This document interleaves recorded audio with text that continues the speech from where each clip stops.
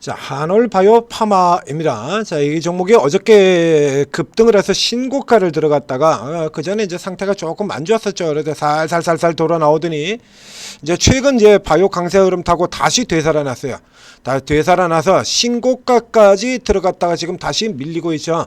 이게 제약 바이오를 다룰 때 이제 특히 주의해야 되는 부분들 중에 하나인데 주의해야 되는 부분인데 이게 잘 아시다시피 뻥튀기를 좀 많이 합니다. 제약바이오가. 그래서 이제 기관들 같은 경우가 특히 이제 코스닥 시장, 코스닥 바이오에 대해서 의심의 눈초리를 거두지 않고 코스닥 시장 개장될 때부터 현재까지도 계속해서 의심의 눈초리를 거두지 않고 툭 하면 두들겨 팔고 있는 그 이유 하나가 결국에 자승자박이 되는 셈이 되기도 하겠습니다만 뻥튀기를 좀 많이 해요.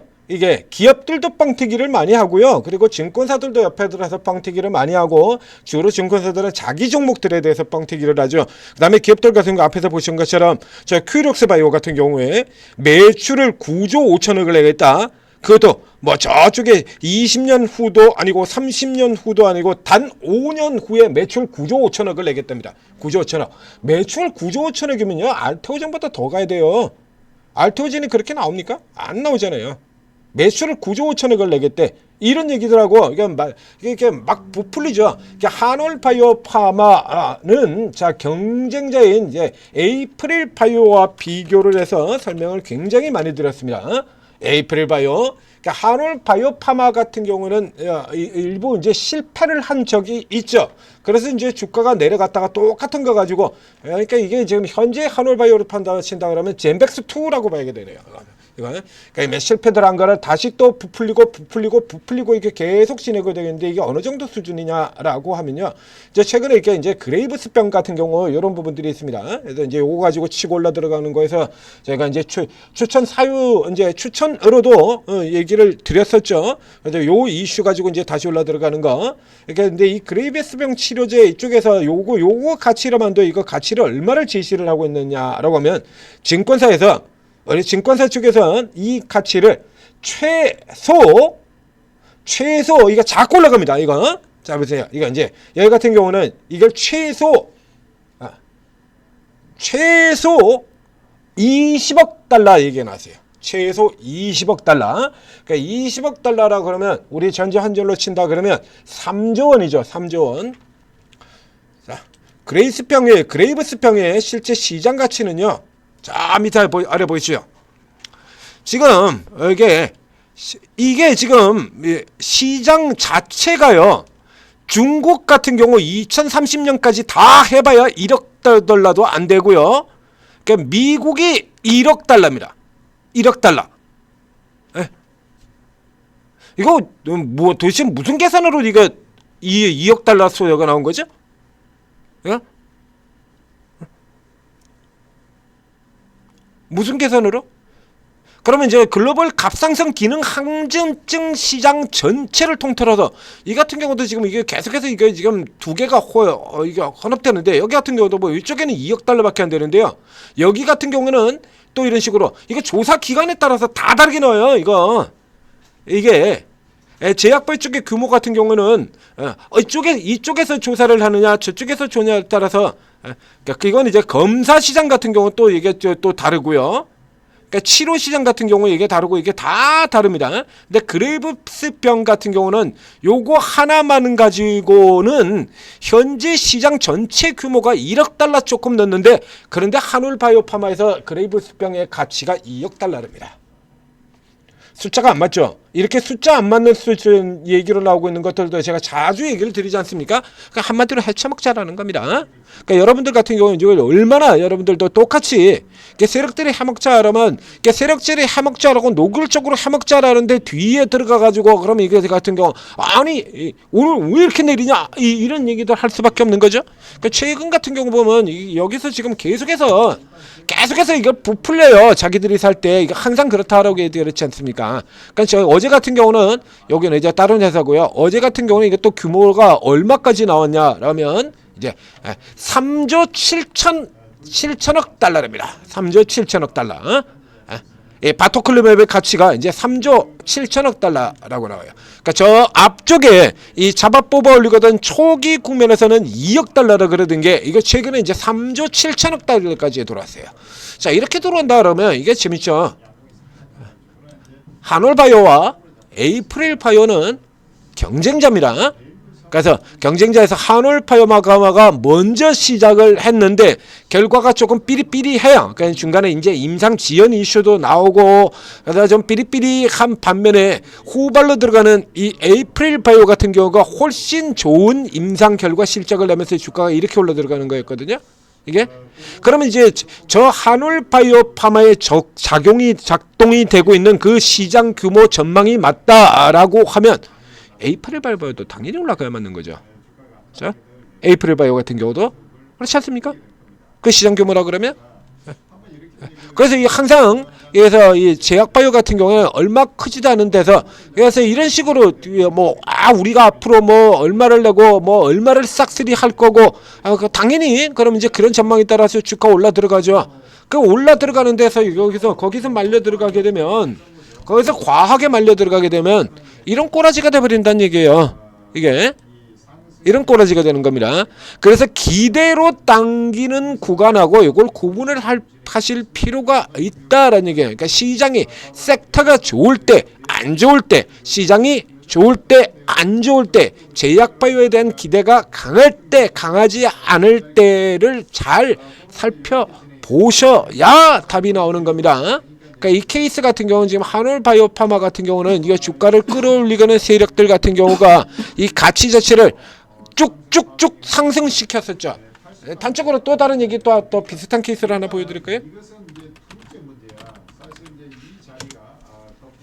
유한양행입니다. 렉라자 그 유명한 폐암 치료제, 폐암 신약 렉라자를 만들었던 유한양행이죠. 자, 이게요. 유한양에서 지금 렉라자의 가치는 얼마일까요? 현재는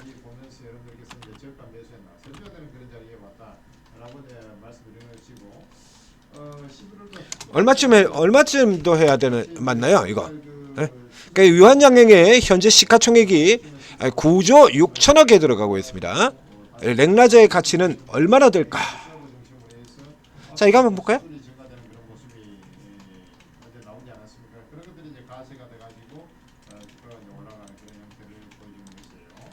자, 저 아래쪽에 보시죠. 유한양행의 이 렉라제의 가치가 2024년에 2조 원 이상의 매출을 기록할 것으로 전망된다. 이렇게 얘기를 했죠. 이미 작년 지나간 겁니다. 2조 마이너스네? 네? 유한양행 렉라제의 미국 가치만 하더라도 지금 2조 이상 나올 거라며. 근데 작년도에 2024년에 유한양행의 전체 매출이 2조밖에 안 돼요. 저 방금 보셨지 않습니까? 2조 2천억이라고요. 지들 마음대로 부풀린다니까요. 이게. 그러니까 이런 기업들 같은 경우는 회사가 부풀린, 유한양행의 경우는 회사가 부풀린 게 아니라 증권사가 부풀린 겁니다. 한올바이오마도 똑같이 마찬가지 증권사가 부풀린 거고요. 그 다음에 저 아래쪽에 있는 잡주들 같은 경우는 회사가 부풀린 거죠. 큐리옥스, 킵스 이런 종목들 같은 경우는 회사가 전망치를 부풀린 케이스. 그래야 돈이 들어오니까 투자금이 들어올 거 아닙니까? 우리가 이만큼 시장의 규모를 낼 것 같다, 터질 것 같다라고 얘기를 해야 투자금이 들어오고 그게 들어와야 임상을 지속을 할 거 아니에요. 예, 그래야 사업을 지속해 나갈 거 아닙니까? 그렇기 때문에 계속해서 좋다라고 부풀릴 수밖에 없는 거고요. 그 다음에 이런 메이저 기업들 같은 경우 조 단위 이상에 들어가는 제약주, 코스피의 제약, 코스닥의 바이오 똑같습니다. 이런 식으로 해서 자기들이 살 때는 이거 유한양행의 이 렉라자 가치가요, 이 기간 동안에 어떻게 움직였냐라고 하면, 자, 저 1조 5천억에서 2조 갔다가 4조 갔다가 이 렉라자에 이렇게 미칠 때는 7조까지 갔었습니다. 이게 7조 갔고요. 그 다음에 이 기관들이 이거 유한양행을 때려 팔기 시작해서는 4조 내려가서, 아니 약의 가치가, 신약의 가치가 주가 따라서 바뀌는 겁니까? 네? 그러니까 주가가 올라가면 신약의 가치도 덩달아 올라 들어가고 주가가 내려면 신약 가치가 내려가는 거예요? 말도 안 되잖아요. 아니, 약의 가치가 어떻게 주가 따라서 움직이냐고. 약의 가치에 따라서 주가가 움직이는 게 맞잖아요. 그 약이 굉장히 잘 팔려 나간다라고 해서 그 약의 매출 전망 자체가 4조, 7조, 10조 이렇게 들어간다라고 하면 그러면 당연히 약의 가치도 올라 들어가는 거고 주가도 올라 들어가는 거 이게 맞잖아요. 근데 우리 제약바이오는 그렇게 움직이지는 않는다니까요. 주가 따라 전망이 올라가요. 주가 따라. 그래서 여기 같은 경우에 직접 뒤져보시기 바랍니다. 이때 같은 경우 유한양을 넥라자 가치를 얼마까지 평가를 했냐라고 하면 7조 원까지 평가를 했습니다. 코롱티 슈즌의 인보사 역시 마찬가지 똑같은 과정으로 진행되고 있는 거고요. 주가 올라 들어가면 인보사 가치도 올라가. 주가 내려갈 때는 인보사 가치도 까요. 그래서 이거 같은 경우는 2조에서 4조 갔다가 7조 갔다가 4조 갔다가 지금 다시 2조랍니다. 웃기지 않습니까? 방금 전에도 보셨잖아요. 2024년도에 2조 나올 것 같대. 근데 2024년도에 유한양행 전체 매출이 2조 그랬거든요. 근데 여기 렉라자 미국 매출만 가지고 다시 보여드리겠습니다. 렉라자의 미국 매출만 가지고 2024년 2조 2천억이 나올 거다고 이렇게 제 전망을 때렸거든요. 이거? 네? 근데 2024년도에 유한양행 전체가 2조가 안 되잖아요. 이런 식으로 부풀리는 거라는 얘기입니다. 그러니까 이 같은 경우 상대적으로 제약바이오는 그래서 항상 낮게 평가되고 있을 때 장기간 시간을 보면서 이렇게 낮게 들어왔을 때 이런 핵심 파이프라인 있는 종목들 같은 경우에 이렇게 낮은 평가를 받고 있을 때 노려야 되는 거예요. 그랬다가 이런 식으로 마구 개 설레발 치면은 파는 기본적으로 이 구조로 가야 되는 겁니다. 그래서 이 에이프릴 바이오 같은 경우에 이렇게 굉장히 낮게 평가될 때부터 시작을 해서 계속 이 종목에거는 자, 이 한올 바이오 파마하고 연계해서 설명을 드렸었죠. 한올 바이오 파마가 시가총액이 3조를 가고 있는데 얘는 그 3분의 1밖에 안 된다. 에? 이게 갑상선 암병증의 경우는 한올 바이오 파마보다 지금 딱 3분의 1이죠. 이 한올 바이오 파마보다 에이프릴 바이오가 훨씬 더 좋은 평가를 받고 있는 겁니다. 그래서 이 한올 바이오가 지금 이제 고가에서 이제 딱 기술적 고점까지 당겨놓고 패대기. 자, 그러니까 여러분들 같은 경우 속는 거라는 얘기예요. 자, 이게 이제 이렇게 밀려 내려오면 한올 바이오 파마는 단타로 위로 치고 나가는 쪽에서 단타로만 삼으시면 되는 거고요. 저가 쪽에서 받는 거 그대로 에이프릴 바이오 같이 빠지게 될 겁니다. 같이 빠져 내려가면 이 저가 쪽에서 받아 들어가는 거는 여전히 그냥 받으시면 돼요. 라인 걸리는 대로 받으시면 됩니다. 이렇게 받으시고 그리고 한올의 경우는 위로 치고 나갈 때 짧은 스윙 형태로. 예, 지금 한올은 저 옛날에 이때 한올하고 달라요. 지금 기대치 같은 경우 그 기대치는 저 앞쪽에 여기서부터 이렇게 반영이 되었던 거고요.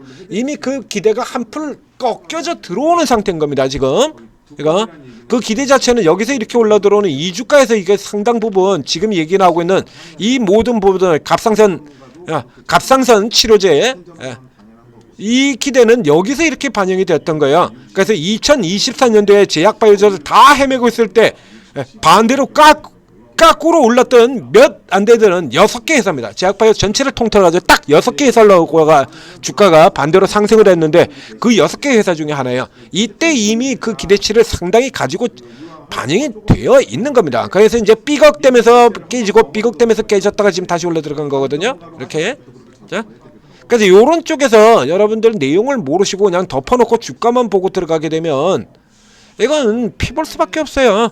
그래서 얘가 떨어진다라고 하면 보시고 이렇게 위로 치고 나올 때만 누리시면 되는 겁니다. 그러니까 치고 나올 때 속도 내면서 들어오거든요. 이런 때만 고르시면 돼요. 제 같은 경우도 최근에 이제 이거 추천을 드렸었고요. 이제 위치 다 들어왔습니다. 그다음 밀려 내려오게 되면 이제 아래쪽 라인 21선 정도에서 살펴보시면 되겠고 에이프릴 바이오는 그것과 관계없이 출사 하단 걸리면 그냥 그대로 사 들어가시면 됩니다. 자, 천재투자TV 구독 좋아요 눌러주시고 그리고 오르고에 들어오시면 자 지금 굉장히 개장이 됐습니다. 이제 최근 며칠간의 시세하고는 다르게 자 오늘은 미증시가 내리건 말았건 어저께 저 메이저 쪽의 종목들을 좀 많이 팼죠. 노골적으로 롱숏 게임이라고 얘기를 했잖아요. 어제는 과하게 두들겨 패고 오늘은 또 미증시하고 아무 관계없이 또 반대로 지금 끌어당기는 흐름 나오죠. 그리고 코스닥은 또 내리고요. 삼성전자 내리고 하이닉스 오르고 코스피 내리고 코스닥 오르고 그리고 오늘은 반대로 뒤집어 가지고 다시 코스닥이 내리고 코스피 오르고 내리고 이 짓 하면서 장난질 치고 있죠. 그래서 이제 개인들 들어오면 패버리고 개인들 나가면 사버리고 주로 그렇습니다. 쟤는 은퇴. 그러니까 여기서 이제 뭐 오르고 내리고 정신 하나도 없지 않습니까? 감을 잡기 힘들죠. 자, 이렇게 오르고 들어오시면 최고 전문가 분들이 자, 요런 상황들 한두 번 겪어본 게 아니다. 이겁니다. 개인 투자자 여러분들은 최근 들어와서 들어오신 분 같은 경우 아니 뭐 왜 삼성전자 하이닉스가 이렇게 따로 가느냐? 이게 궁금하지만 아마 뒤져보기도 하고 그랬을 텐데 이건 뭐 예전부터 계속 있어 왔던 흐름이죠. 그래서 이런 흐름들 같은 경우 나오는 때가 정해져 있다는 얘기입니다. 그리고 그런 때 움직이는 종목들도 정해져 있다는 얘기고요. 자, 오르고 도움 받으시고 성공 투자하시기 바랍니다.